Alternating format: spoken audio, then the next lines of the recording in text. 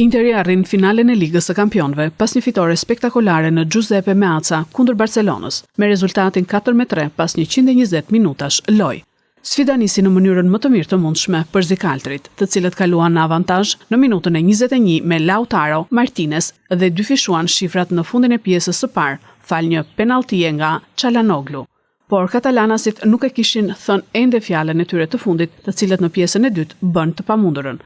Në minutën e 54, Eric Garcia ngushtoi shifrat dhe pas 6 minutash, Dani Olmo riktheu baraspeshën.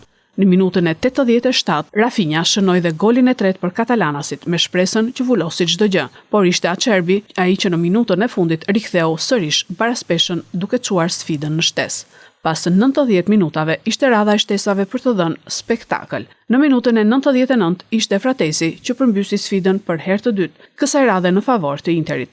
Pjesa tjetër nuk prodhoi më gola, me Interin që arrin kështu i pari finalen e Ligës së Kampionëve në Mëni, aty ku do të pres fituesin e çiftit Paris Saint-Germain Arsenal. Mediat në Itali janë në qiellin e 7 për këtë kualifikim të jashtëzakonshëm përballë Barcelonës. Inter mitik fitore fantastike në finale, shkruan La Gazzetta dello Sport në faqen e parë.